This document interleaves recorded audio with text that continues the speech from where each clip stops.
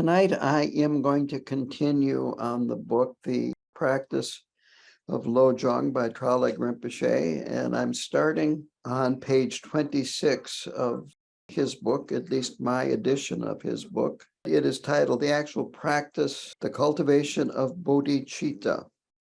This is really an introduction to the slogans number 2 through 6. I will not get into any of the slogans tonight. I'm going to be talking about the background of these next slogans. And there's a lot of background here to go over. So the actual practice in Lojong is primarily the cultivation of Bodhicitta in formal sitting meditation. This is really the core of the Lojong teachings. It's a foundation. It's what is underneath all of the contemplations and the slogans that are going to be coming. Bodhicitta means enlightened heart. The Zhangjup has this meaning, that the Jup means possessing the attributes and qualities of enlightenment. Zhang means freedom from defiling tendencies. Tralek Rinpoche simply defines bodhicitta as benevolent concern for living beings. He says that anyone who genuinely gives rise to bodhicitta will naturally have both compassion and wisdom. And the Tibetan word, or the Sanskrit word for wisdom is prajna, and this is different than jhana, which is primordial wisdom, sometimes even being described as similar to Buddha nature, that this wisdom is something that we gain rather than something that we have had all along. And cultivating the bodhicitta, or this enlightened heart, has two aspects with it. There is the relative and the absolute aspects of it. Ultimately, they are not separate things, but for purposes of analysis, we look at them as being different. He uses the analogy of two wings of a bird. The spiritual path needs both the relative and the ultimate bodhicitta, the absolute bodhicitta. We need to practice both of them. To go into this at a little more depth, he says that the absolute bodhicitta is wisdom mind, and that relative bodhicitta is a cultivation of a compassionate heart. So these slogans primarily are talking about developing this relative compassionate heart, or relative bodhicitta. Absolute bodhicitta is seeing things through a wide lens. As I said, this is the foundation or the basis of the training. The relative bodhicitta is seeing things very specifically, particular circumstances, incidences, situations that we are going to find ourselves in. The benefit of practicing and developing compassion is what they call the twofold benefit. It benefits ourselves and it benefits others. And compassion is a healthy emotion. A lot of times in Buddhism, they talk about the afflictive emotions, but there are healthy emotions, and compassion is one of these. These two benefits are alleviating the suffering of others through our compassion, and also it helps benefit us. It's a tool for the spiritual transformation of ourselves. It's a way to go beyond our discursive thoughts, our negative conflicting emotions, our obsession with ourself. And it breaks down various barriers and habitual patterns. He refers to prejudice, fear, uncertainty, doubt, and so forth. So the relative bodhicitta, developing compassion, is very, very important. Again, we need to realize that underlying the whole thing is this absolute nature, which is unchanging. So absolute bodhicitta, quote, is an open, empty, clear, spacious, and luminous clarity of mind that is beyond concepts, ideas, or sensations. And this is why we try to develop that through sitting meditation. This helps us, you might say, get a perspective on the sorts of experiences we have in the relative. And when we are working with developing the compassionate state of mind, this absolute bodhicitta is beyond coming and going. It's beyond change. He says it never enters the stream of time. Alternative terms for this absolute bodhicitta are emptiness, the natural state, Buddha nature, the nature of mind, the ground of being, ultimate reality, the primordial state. They are used in different places. It depends on the perspective or the context that these terms are used. But this is an important point, that there are lots of different words, terms that are used to describe this, and they are not separate things. It's just different ways of looking at this absolute bodhicitta. And this can confuse people. They think that they're separate things, or they're talking about something very different when they're using this term as compared to that term. It's just a different way of looking at things. I remember when I was in college, in one of my classes, it probably had to do with anthropology, but it was something like the Eskimos have 32 different words for snow. It's a bit like that. Now, we can't have a stable experience of this at the present, even though it is always present. Our minds are too busy. We have this constant stream of thoughts, conflicting emotions, self-obsessions, and they hide it. They keep it buried. They keep it hidden. Then on top of that, he mentions things like prejudice, fear, uncertainty, doubt. There is just so much going on in our minds that we don't really recognize it. We may get a glimpse of it, but we don't even recognize that we've got a glimpse of it. So the goal of Lojong is to open us to recognizing these glimpses, and secondly, to stabilize it so that we can come to, you might say, become familiar with it, this natural state, and eventually to permanently rest in it.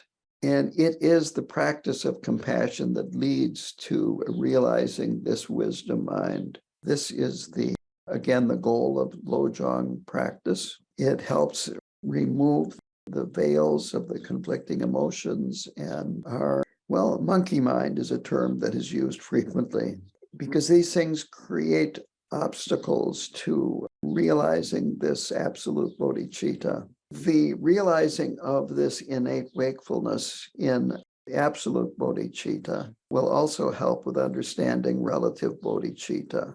Ultimately, they are not two separate things. It isn't that you have absolute bodhicitta here and relative bodhicitta there. A better way to look at it is that the relative is the relative of the absolute, and the absolute is the absolute of the relative. So go into absolute bodhicitta here. These slogans 2 through 6 are about absolute bodhicitta.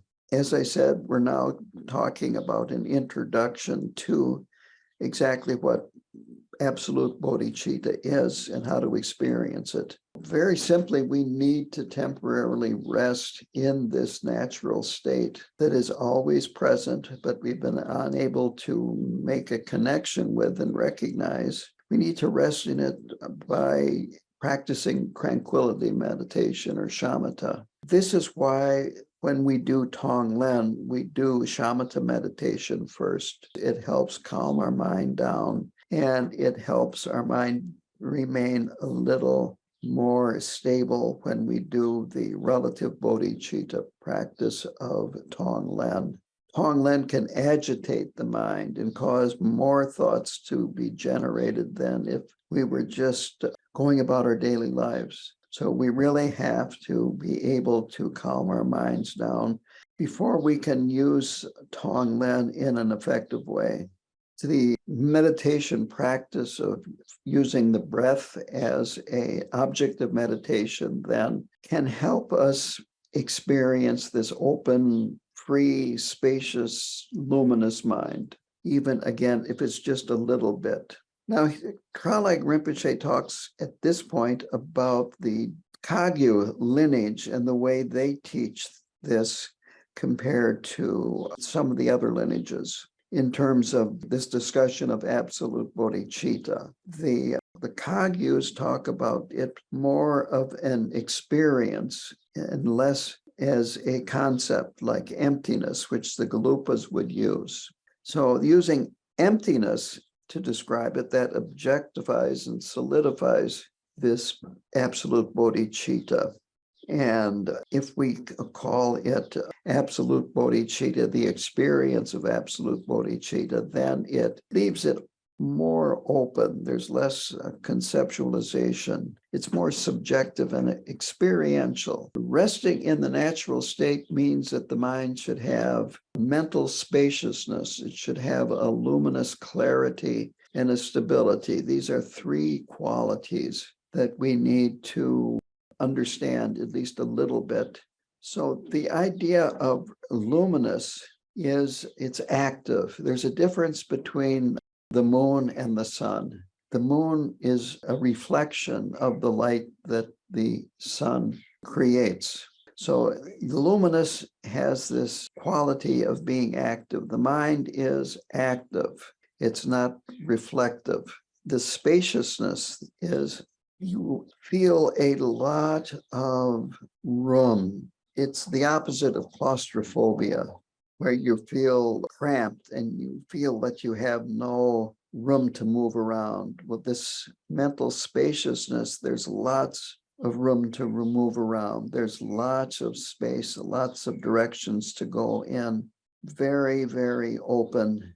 And then the stability is that your mind is resting stably. You may have thoughts coming and going, but they're not making any difference in terms of the stability. Your mind still remains stable even if very strong thoughts arise. He analyzes this in terms of view, meditation, and action. So view is, we develop it by meditating on absolute bodhicitta. And meditation is actually contemplations of relative bodhicitta. And the action is applying the results to our daily activity.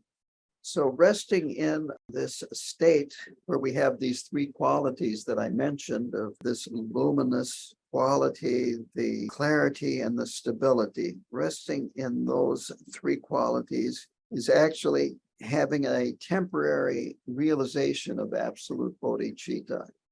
Having this view of absolute bodhicitta is necessary because without it, we really can't meditate, at least meditate effectively. We're not able to transform our actions without the support of meditation. Practicing then the slogans is putting it into action and as a type of support. Then doing relative bodhicitta contemplations is the actual meditation. So that's how this view, meditation, and practice work. He talks about tranquility meditation. And to begin with, this technique has a few differences from the technique that Khenpo Karthar Rinpoche gives. This is not a problem, but just realize that Khenpo Karthar Rinpoche gave his instructions for specific reasons. Both are perfectly valid. And as I said before, that they were both at Trangu Monastery in Tibet and fled together. So to go into tranquility meditation here, it's a technique for calming the mind. He recommends that before you even start to take refuge in the three jewels and contemplate the four ordinary foundations, he talks about them as the preliminaries. And I talked about these preliminaries in the previous talk. The posture is to sit cross-legged with a straight spine, and he has your head tilted forward. Khenpo Rinpoche never gave that particular instruction. Khenpo Rinpoche talked about just making sure that your head, your neck, and your spine are in a straight line. But Tralek Rinpoche does in a little while beyond here talk about the importance of having a straight back. So then your eyes are slightly open. You don't meditate with the eyes closed, and you sit in the meditation posture, which is cross-legged. Some of us are unable to do that, and sitting in a chair is fine if you're unable to sit on a cushion. The mouth is to be open a little bit so your teeth, upper and lower teeth, are not touching, and the tip of the tongue is touching the upper palate behind the teeth. This all is similar to what Rinpoche taught. Now, the next is different. He has a different mudra or position for our hands, and it is to put your left hand on your lap, your right hand on top of it, and then touch your thumbs together like that, and then put that in your lap. Khenpo Karthar Rinpoche, he would have you curl your ring finger around the thumb, make a gentle fist, and put them on your thighs or knees. They're both valid. The reason Khenpo Karthar Rinpoche had that hand mudra was because of the body's subtle energy. He taught that this closes a place where the body's subtle energy can escape, and that when the subtle energy escapes, that causes the mind to be agitated and more difficult to settle down. I don't know this for sure, but I wouldn't be surprised if having your thumbs together like that has a similar effect, but I don't know, and I am just kind of throwing that out there. Like Khenpo Karthar Rinpoche says, to breathe evenly and don't try to alter the breath in any way, just let it happen. Don't slouch or stretch your shoulders too much. Chest should be sticking out a little bit, and of course, sit on a cushion. Now, the reason why we meditate is because we're constantly generating thoughts, constantly. We're lost in thoughts. We get carried away by them. We believe that our thoughts are real. And if we start having sad thoughts, we can even start crying. This keeps one from meditating on absolute bodhicitta. You can't do Tonglen if your mind is wild. There's so much else that you really cannot do in the Lojong practice if your mind is wild. So we meditate to help our minds calm down. On the other hand, we can't create this mental calmness by stopping the thoughts, stopping emotions, suppressing them. That's not how it works. That just makes it more agitated. You start fighting with yourself, you start fighting with your thoughts. And it's very simple, the instructions, and that is don't follow the thoughts, don't elaborate on the thoughts, don't have second and third thoughts about the thoughts when they come up. But it's very difficult to do because we are so habituated to just having one thought after another, after another, after another. But we have to try to avoid subjugating our thoughts to our minds. It's really more about letting ourselves be, letting our thoughts be, and placing our awareness on whatever is taking place. Again, let it be. The most common technique, the one that we use here almost always, is just placing your awareness on the breath and developing the ability to hold your mind on the object of meditation. The technique that he mentions too is to count the breaths. He starts out with just counting to 7, and when you're able to do that without being distracted much, then count for more numbers. I think he mentioned 14 and then 21 finally. Eventually, you can rest in the awareness of the breath without counting, but the counting really helps us focus our minds on the breath. I like to use the term, it's like training wheels when you were a child and you were learning to ride a bicycle. To quote Tralai Rinpoche, he says, when you can hold your attention on the breath for 21 cycles, you will have developed some proficiency in mindfulness. So to go on then, he talks about the 9 methods of resting the mind, and these are standard a standard way of looking at this. There are other ways of looking at it too, but I've read books and heard talks by Trangu Rinpoche that go through it in this same order. These 9 methods of resting the mind are talking about meditative concentration rather than meditative absorption. They are about stages in the development of shamatha. The first one is resting the mind. This is a beginning point.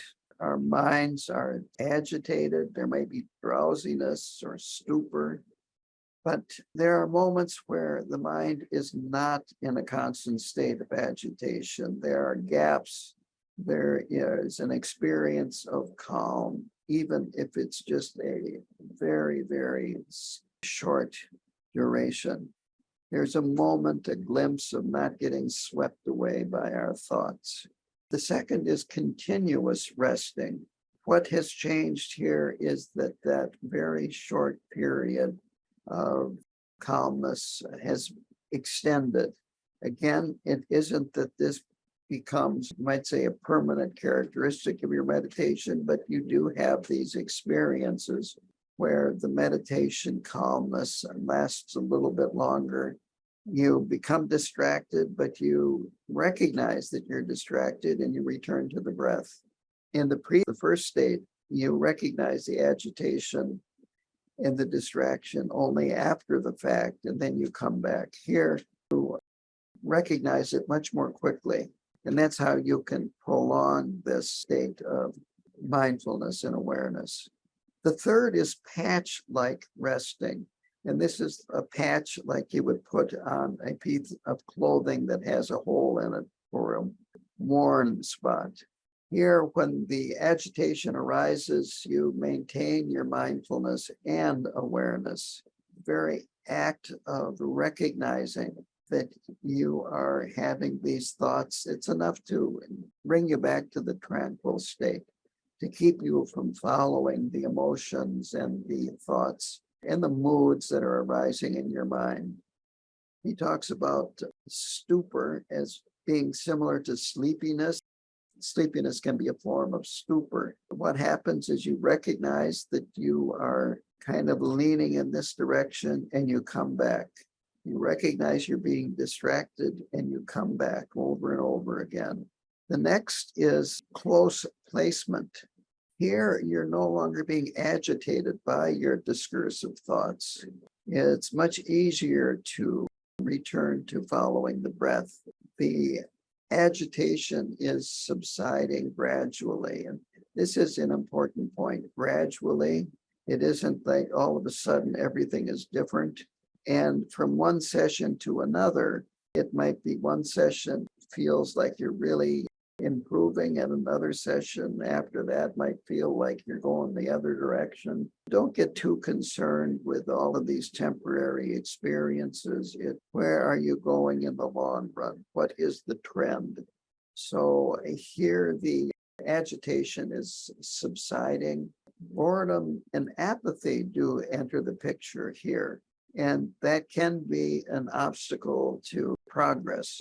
And what he does not talk about this here, but it reminds me of a teaching Chogyam Trungpa Rinpoche gave about boredom. He talked about hot boredom and cool boredom. Hot boredom is that you find the practice boring because you have to let go of thoughts that, even though they're painful thoughts, you find them entertaining. You don't want to let go of. So the hot boredom is that you don't want to let go of these thoughts, but you have to. And so you're bored because the thoughts aren't entertaining you anymore. And there's some resentment about that being bored. The cool boredom is you're bored, you know that you're bored, but it's not a problem. You kind of accept the boredom. It's part of the practice. So it's good to understand boredom and to realize that it's not a problem if we can, you might say, cool down and not resent the boredom. It's actually a very good sign. Then is a pacification. And here, these are remedies to agitation and boredom. So the remedy is to contemplate the benefits of meditation. Meditation cools our conflicting emotions.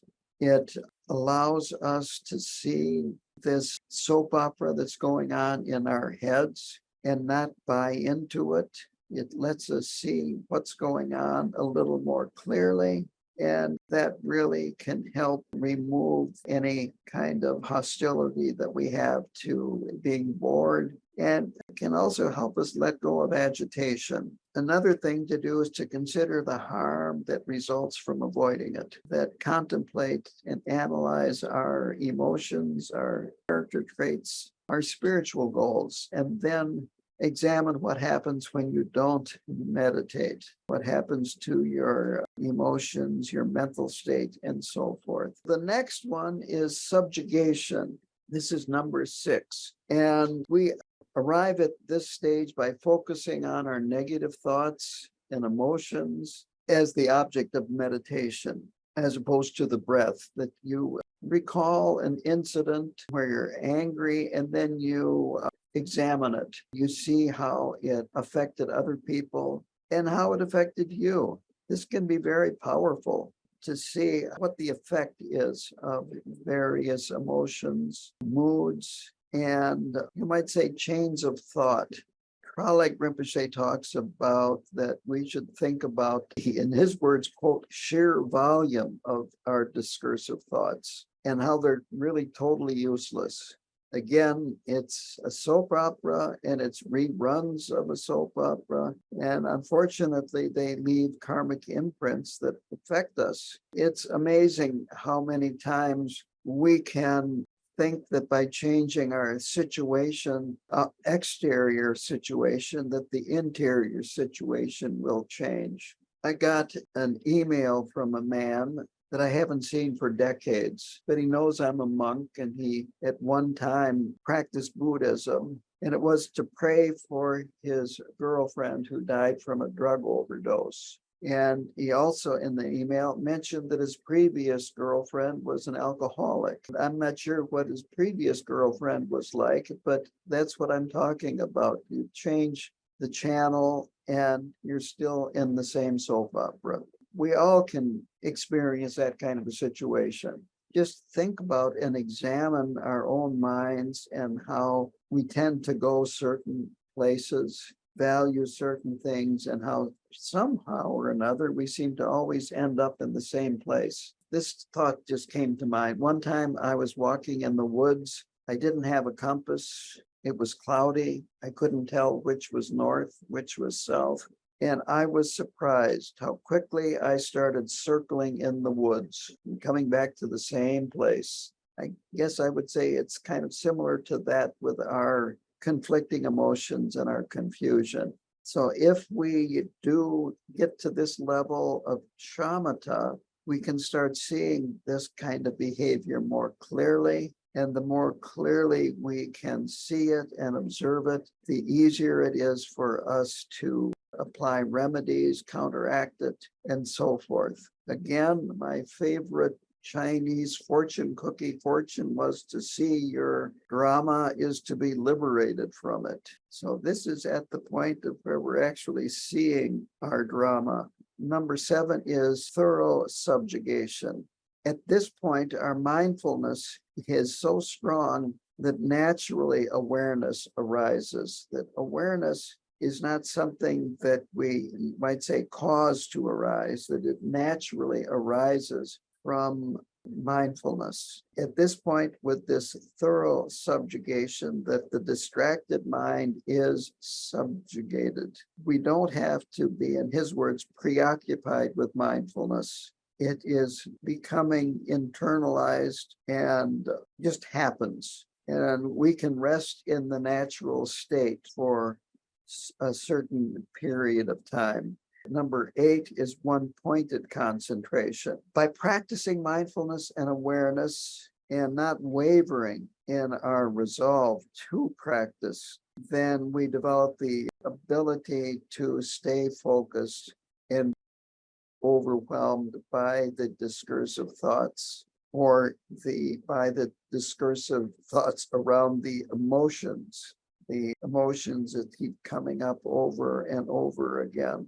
It isn't that they cease, because they don't, but you no longer are so attached to them. They aren't so juicy. You can look at them, observe them, but also avoid getting attached to them, developing fear, developing all kinds of thoughts that go along with it, that it's more like you are just observing them and they're coming and going. So again, to use Tralik Rinpoche's words, you're able to, quote, maintain an unwavering sense of awareness as they come and go. The last stage is meditative equipoise. And this is that you're spontaneously, without effort, resting in the meditative state. There's no deliberate effort, no application. It's just you naturally rest in this state of awareness. Milarepa said when he reached this state, I can no longer meditate. What he meant was he could no longer meditate because he could no longer not meditate, that there was no difference between meditation and not meditation for him. So that is this final state where you just rest in this meditative state without effort, and it's always present.